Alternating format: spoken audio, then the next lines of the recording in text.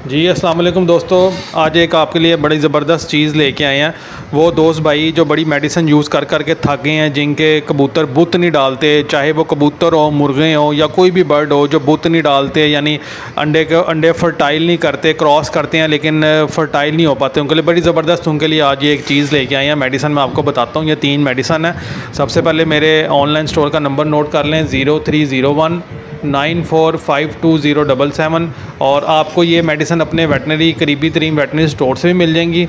अगर किसी को लूज़ पैकिंग में चाहिए या पूरी पूरी मेडिसिन चाहिए, वो मुझसे रब्ता करे, उसको हम लूज़ पैकिंग में भी डोज़ बना के दे देंगे, और अगर पूरी चाहते हैं भाई डब्बी, तो वो भी आपको मिल जाएगी। ठीक है, आपने सबसे पहले क्या करना है, आपने मेल को अलग कर लेना है।